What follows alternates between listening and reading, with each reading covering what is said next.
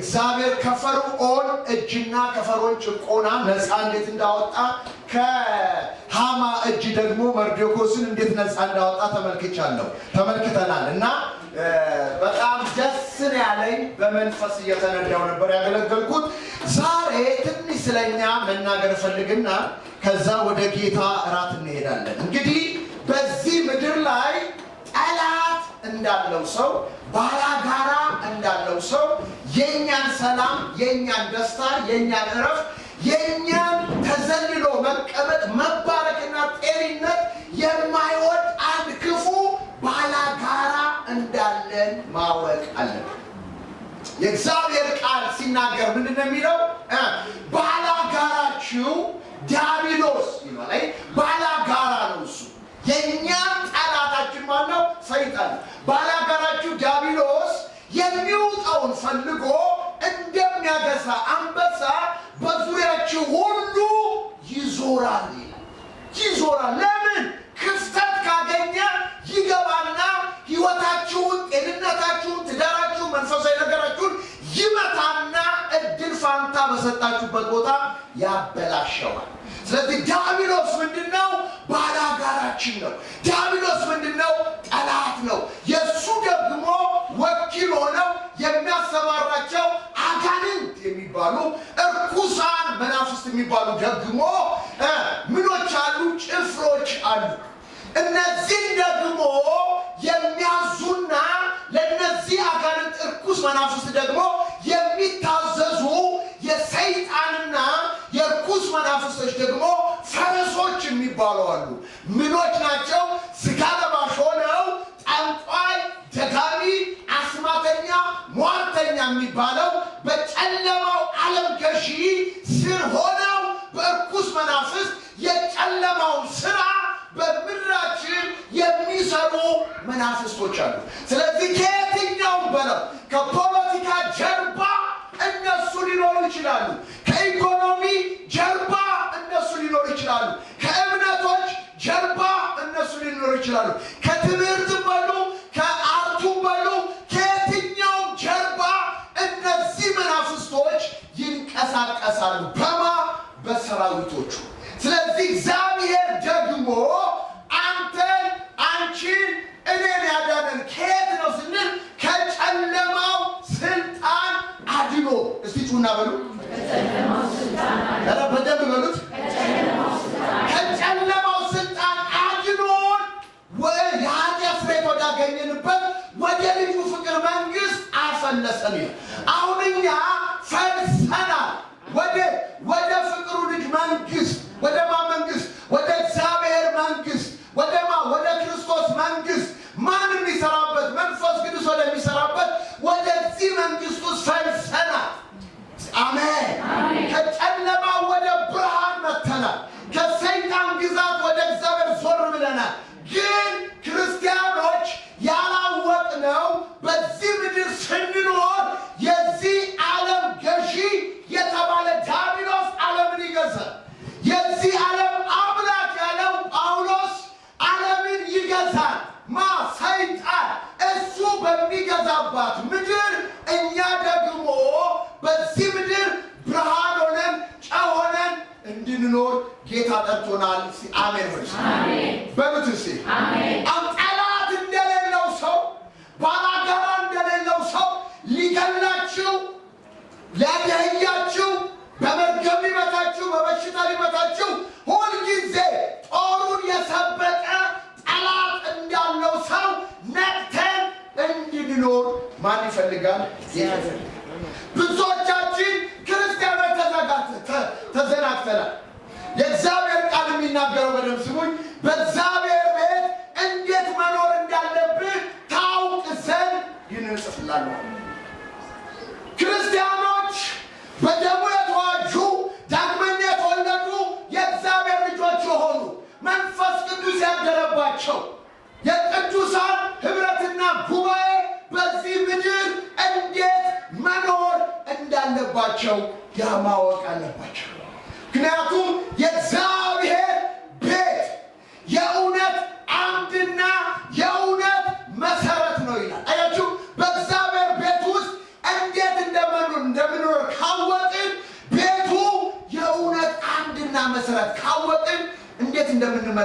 ይቆጠራል።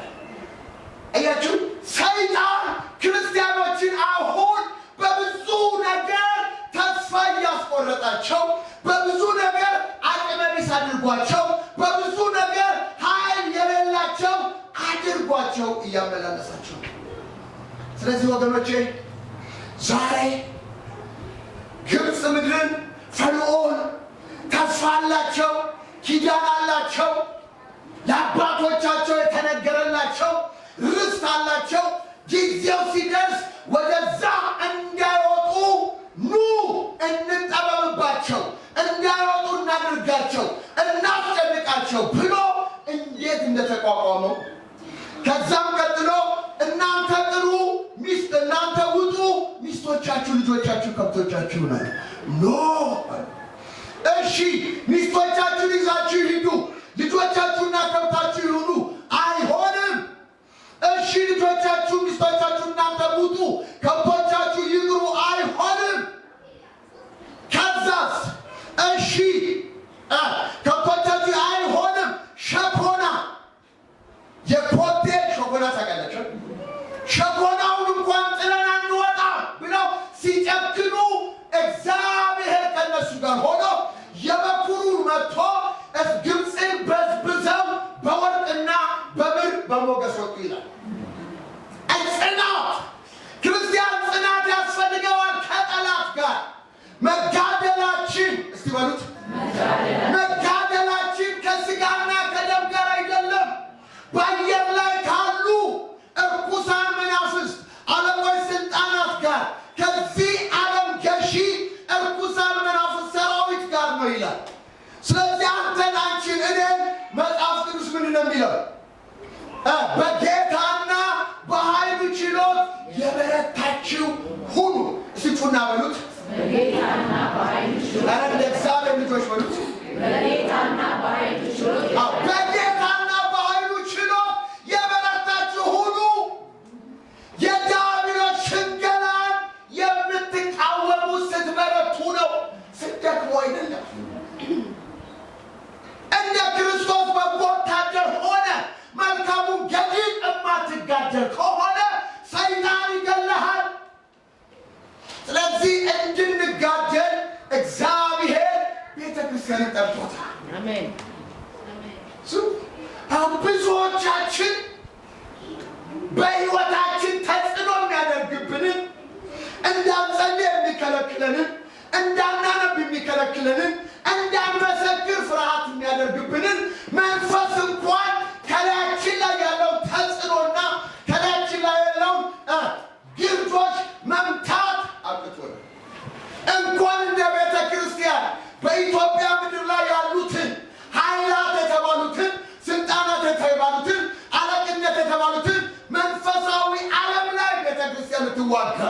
በኢትዮጵያ ምድር ላይ ኢኮኖሚውን የያዘው በዘርና በቋንቋ በብሔር የከፋፈለውን ከየትኛውም ሃይማኖት ጀርባ ያለው ከየትኛውም ከማህበረሰብ ጀርባ ያለው አሁን በምድራችን ሚዲያው ሞልቶት ያለው የሴቶች የሌዝቢያን የወንዶች የግብረ ሰዶምን መንፈስ መምታት በምድሪቷ ላይ ማስቆም የምትችልበት ጉልበትና ስልጣን ተሰጥቷት የገሃነም ደጅን ለማናወጥ ስልጣን ተሰጥቷት፣ እሷ ግን በግላችን ራሳችንን ቆመስ እንዲያቅቷል። ያላችሁ መጽሐፍ ቅዱስ ምንድን ነው የሚለው?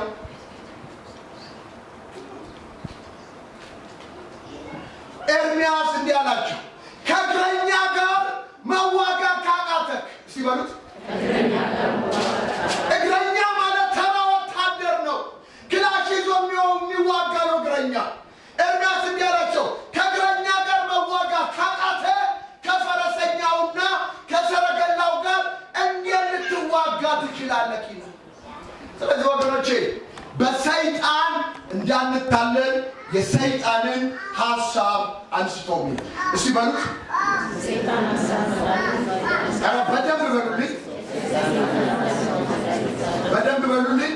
ሰይጣን እንዳንታለል የሰይጣንን ሐሳብ አንስቶና እስቲ በደንብ በሉት እስቲ በሰይጣን ሐሳብ እንዳንታለል የሰይጣንን ሐሳብ አንስቶ ድገሙት እስቲ በሰይጣን ሐሳብ እንዳንታለል የሰይጣንን ሰይጣን ምንድነው እያላችሁ ነው? መጽሐፍ ቅዱስ ሰይጣን ምንድነው እያላችሁ በሉልኝ። ኖ አሁን ያነበባችሁት ምንድነው? እግዚአብሔር የሚለው ምንድነው? በሰይጣን እንዳንታለል ይላል። ሰይጣን መሳሪያው ሰውን ማታለል ነው። በሰይጣን እንዳንታለል የሰይጣንን ሐሳብ አንስቶ ነው። አንደኛ ሰይጣን አታላይ ነው። ወደ ህይወት ሲመጣ ለመልካም የመጣ ይመስልሃል። አስቦልህ የመጣ ይመስልሃል። ተጨንቆልህ የመጣ ይመስልሃል። ግድ ብሎት ወደ አንተ የመጣ ይመስልሃል። ብትበሉ እንደ እግዚአብሔር ዓይናችሁ ይከፈታል፣ መልካምና ክፉን ለማወቅ እንዳንዱ ትሆናላችሁ። ሞትን አትሞትም እያለ እውነትና ውሸት ይዞ ይመጣል፣ ያምታታል። ከተበላ በኋላ ነው እግዚአብሔር ሲጠይቃት ለምን በላሽ ሲላት ሰይጣን አታለለኝና በላቻል። ውጤቱ ላይ ከመንቃት ወደ አንተ ሲመጣ ሐሳቡን አውቀህ ማባረርን እግዚአብሔር ያድርግልህ፣ እግዚአብሔር ያድርግልሽ። አይ ሰይጣን አታላይ ነው። ሰይጣን ሸንጋይ ነው። ምንድን ነው የሚለው መጽሐፍ ቅዱስ? የዲያብሎስን ሽንገላ መቃወም እንድትችሉ። ሽንገላ ነው ዲያብሎስ ያለው። ስለዚህ ስሙኝ፣ አሁን ቶሎ ልበልና 3 10 አስቀምጥ። አሁን ቤተ ክርስቲያን ኮቪድ ከመጣ በኋላ አቅሟን አጣለች። ምን አይነት አቅም? መንፈሳዊ አቅሟን፣ መንፈሳዊ ጉልበቷን፣ መንፈሳዊ ችሎታዋን በመንፈስ ቅዱስ ላይ የመደገፏ፣ በክርስቶስ ኢየሱስ ላይ የመቆሟ፣ የጸሎት ኃይሏ፣ ሰማይን የሚያስከፍት የጸሎት ኃይል፣ ራእይ የሚያመጣ የጸሎት ኃይል፣ ህልም የሚያመጣ የጸሎት ኃይል፣ አጋንንቶችን የሚመታ የጸሎት ኃይል፣ ጸሎቷን ኮቪድ መጥቶ ከዛ በኋላ ቤተ ክርስቲያን የጸሎት ህይወት የሌላቸው አገልጋዮችና ቅዱሳን በምድር በዝተዋል። ምናልባት ቸርች ሰው ሲመጣ ሁሉ የተሰበሰበው ሊጸልይ የሆነ አይምሰላችሁ። መጸለይ አቅቶት ሊያጸልይ ነው የሚመጣው። ገዝታውስ የሚገባው ሊያጸልይ ነው። በየቸርች የሚዞረው ሊያጸልይ ነው እንጂ ሊጸልይ አይደለም። ለምን? የጸሎት ህይወቱ ተመቷል። የሚያጸልዩ ሰዎች እንጸልያለን የሚሉትም ደግሞ ጸሎትን ወደ ገንዘብና ወደ ችርቻሮ ለውጠውታል። እነዚህም ለማጸለይ ይከፍላሉ፣ እነዛም ለማጸለይ ያስከፍላሉ።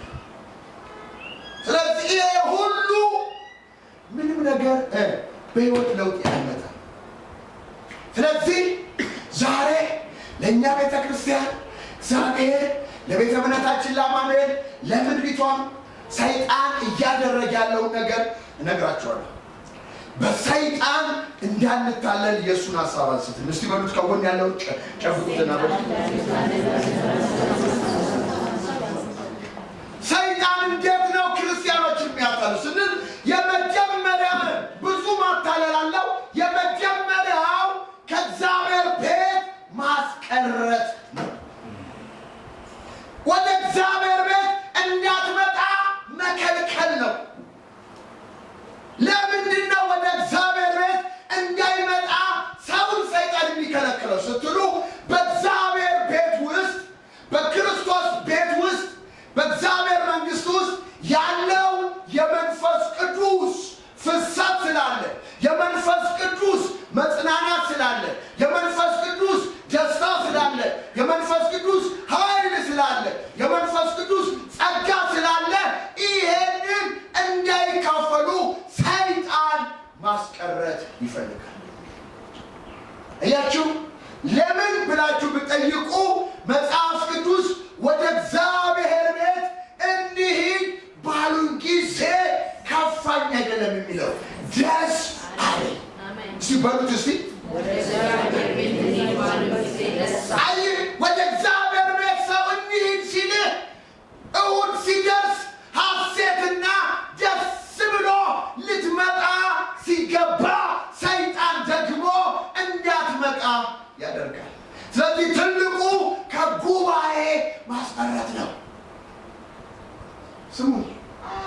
አንደኛ ቆሮንቶስ እኔ አልተዘጋጀሁም። የተዘጋጀሁት የሐዋርያት ሥራ ነው። አንደኛ ቆሮንቶስ 14:26 ላይ በምትሰበሰቡበት ጊዜ እስቲ በሉት ድገሙት እስቲ በምትሰበሰቡበት ጊዜ እንዳሁኑ መዝሙር አለ። በምትሰበሰቡበት ጊዜ ትምህርት አለ የሚያነጻችሁ። በምትሰበሰቡበት ጊዜ መገለጥ አለ፣ መንፈስ ቅዱስ ይገልጣል። በምትሰበሰቡበት ጊዜ ልሳን አለ። በምትሰበሰቡበት ጊዜ በልሳን መናገር አለ። ይህ ሁሉ ስትሰበሰቡ ወደ እናንተ ይመጣል። ታካፍላለህ፣ ትካፈላለህ። ይህ ሁሉ ለማነጽ ነው። አሜን። ለምንድን ነው በሉልኝ?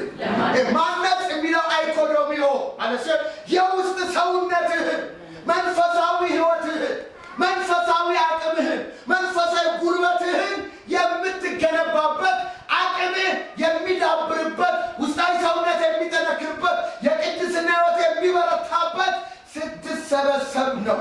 ይሄ እንዳይሆን ሰይጣን ይታገላል። አያችሁ አብዛኛው ጴንጤ እድል አላገኘም እንጂ ትንሽ እድል ወደሱ ቢመጣ ይወድቃል። ለምን? የውስጥ አቅም የለውም። ያልታደሰ አይምሮ፣ ያልተለወጠ ህይወት፣ በውስጥ ሰውነቱ ያልጠነከረ ትውልድን ነው በምድር እየገነባን እያስተማር ነው ያለን። ትንሽ ነገር ቢመጣ መቆም የማይችል ነው። በአለቱ ላይ ሳይሆን በአሸዋ ላይ የተተከለ ጴንጤ ነው በምድሪቱ የሞላው አይምሰልም። የሚያጋፋ ሁሉ፣ የሚከተል ሁሉ፣ ግርግር የሚፈጥር ሁሉ ልቡ ተለውጦ አይምሮ ታድሶ በውስጥ ሰውነቱ ጠንክሮ አይደለም። እውነተኛ መንፈሳዊ አባት ለቆሮንቶስ ክርስቲያኖች በውስጣችሁ ሰውነት እንድትጠነክሩ ሲበሉት በውስጣችሁ ሰውነት እንድትጠነክሩ ክርስቶስን በልባችሁ በእምነት እንዲኖር እጋደላለሁ። ሰው መጠንከር ያለበት በውስጡ ሰውነቱ ነው። መንፈሳችሁ ሊጠነክር ያስፈልጋል። ስለ ዮሐንስ ስለ ኢየሱስ ሲናገር ምን ይላል? ሕፃኑም አደገ በመንፈስም ጠነከረ ይላል። በመንፈስ ስለጠነከረ ነው። ክርስቶስም በመንፈስ ስለጠነከረ ነው። ዮሐንስም በዘመኑ ተጽዕኖ ፈጥረው በክብር ያለፉት በመንፈሱ መጠንከር። ለኤፌሶንም ሲጸልይላቸው ጳውሎስ ምን አላቸው? ቅድም ያልኩት ኤፌሶን ላይ ለቆሮንቶስ ምን አላቸው? የውጭ ሰውነታችሁ ቢጠፋ፣ የውጭ ሰውነታችሁ ቢጎሰቁል፣ ባይመቸው፣ ቢከሳ፣ የውጭ ሰውነታችሁ ቢጎሰቁል፣ የውስጥ ሰውነታችን አሜን ወርስ የምኑ የውስጥ ሰውነታችን መቼ ዕለት ይጠነክራል። ስለዚህ አሁን ጴንጤውን ከቸርች ማስቀረት ነው። አንደኛ የውስጥ ሰውነቱ ስላልጠነከረ፣ ክርስቶስን በውስጡ በእምነት ስለሌለ፣ አይምሮ ታድሶ ልቡ ስላልተለወጠ ጠላት ትንሽ ማነስ ነክቷል። ትንሽ ማነስ ነው። ትንሽ ማኖ ካስነካው በኋላ በቅዱሳን ጉባኤ መገኘት እንዳይችል አድርጎ ከቅዱሳን ጉባኤ ያባርረዋል። ኃጢአተኛውን ታሳድደዋለች እንደሚል ከቅዱሳን ጋር እንዳይገናኝ ያሳድደዋል። ሲደወልለት ሲፈለግ ምን ቢባል ያ ሰው በምክንያት ደርድሮ ራሱን ሰውሮ ይቀመጣል። ነገር ግን መጽሐፍ ቅዱስ እንደዘለ ኃጢአት የለብኝም ብንል ውሸተኞች ነን፣ እውነትን በእኛ ውስጥ የለም። ነገር ግን በኃጢአታችን ብንናዘዝ፣ ከኃጢአታችን ብንመለስ የልጁ የክርስቶስ ደም ከኃጢአት ሊያነጻ። ስለዚህ ለእኔ ወደ እግዚአብሔር ቤት መቅረብ ይሻለኛል። ብደክምም የእግዚአብሔር ቤት ይሻላል፣ በወድቅም የእግዚአብሔር ቤት ይሻላል። ይህ ቤት የምህረት ቤት ነው። ይህ ቤት ጸጋ የሚገኝበት ቤት ነው። እስቲ አሜን በሉ። እስቲ በደንብ አሜን በሉ። እስቲ ይህ ቤት የምህረት ቤት ነው በሉ። ይህ ቤት ጸጋ የሚገኝበት ቤት ነው በሉ። ጸጋ የሚገኝበት ቤት ነው።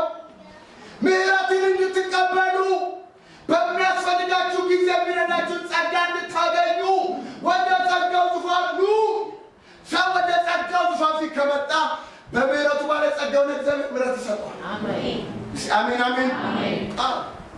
ሩጫ አያዋጣም፣ ሽሽት አያዋጣም።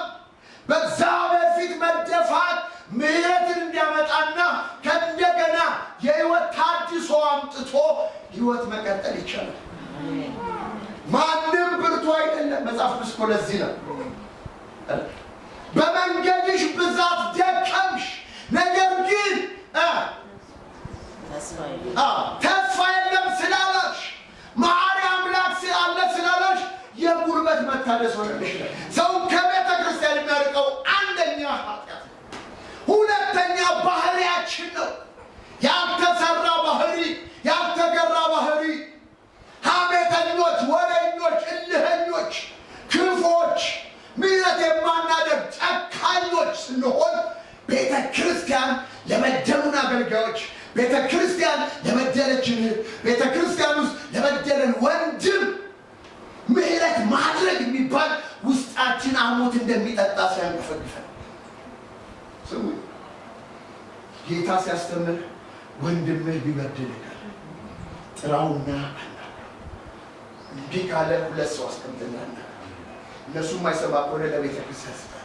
ከዛ በኋላ እንደ ቀራጭ ይቆጠር ይላል። ለራሱ ፈቃድ ተላልፎ ይሰጣል። ግን እኛ አንደኛ እሱ እዛ ካለ እሷ እዛ ካለች አንድ ላይ አላመልክም።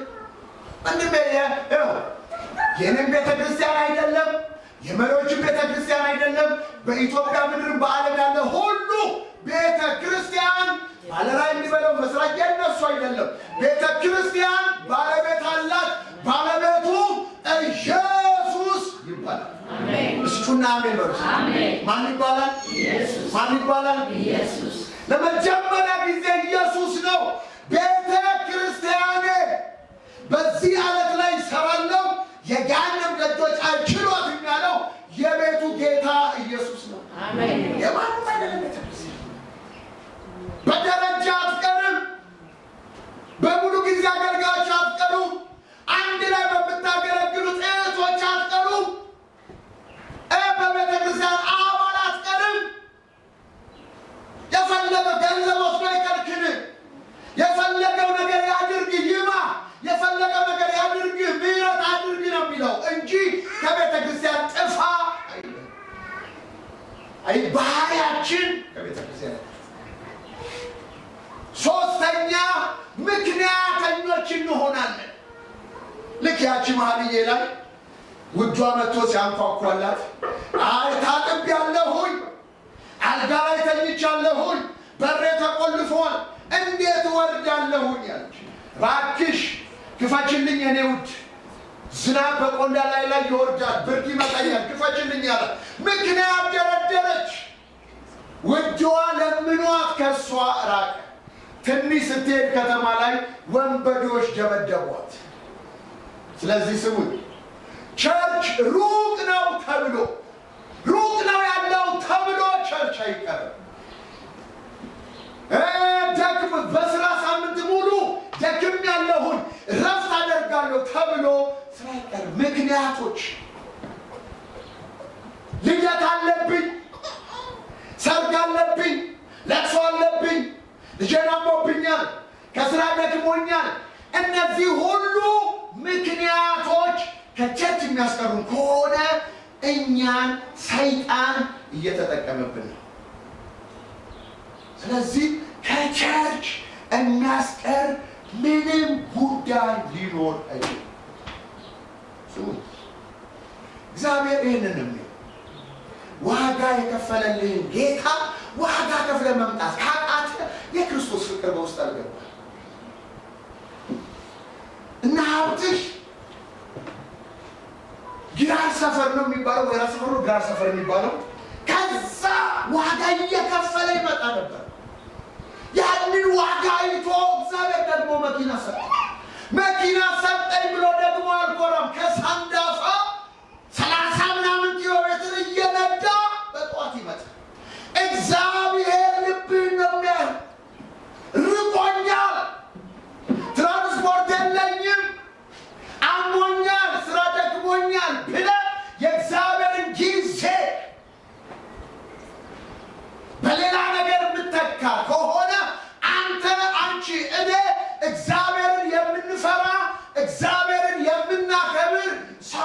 አይደለንም። አለቆቻችንን እንደምንፈራ እግዚአብሔርን አንፈራውም ማለት ነው። የቤተ ክርስቲያንን ስልጣንና የቤተ ክርስቲያንን ኃይል ያላወቅን ሰዎች ነን። የቤተ ክርስቲያን ፍቅር የሌለን ሰዎች ነን። የወንድሞችና የእህቶች ፍቅር የሌለን ሰዎች ነን። ምን እንደሆንን አይዶን ነው። ይህ ዘመን ምን አይነት ውስጥ እንደገባን እኔ እንጃ። አንዳንድ ጊዜ ክርስቶስ ኢየሱስ ምን አለ? ይሄንን ህዝብ በምን መስለዋለሁ አለ። በምን ልመስላችኋል? ሙሾ አወረድንላችኋል፣ አያለቅሱም አለ። ሙሾ ታውቃለች? ዋይ ዋይ የሚያስለቅሱ ሙሾ አወረድንላቸው፣ አያለቅሱም አለ። ዘፈን ጭፈራ አደረግንላቸው፣ አይጨፍሩም አለ። በምን ልመስለዋል? አሁንም እኮ አንዳንድ ጊዜ ጴንጤው እኮ ፖለቲከኛ አትሉት፣ አገልጋይ አትሉት፣ አሕዛብ አትሉት፣ ክርስቲያን አትሉት፣ እንዲሁ ነቢዩ ማነው ሆሴዕ ይመስለኛል ምን አለ? ይህ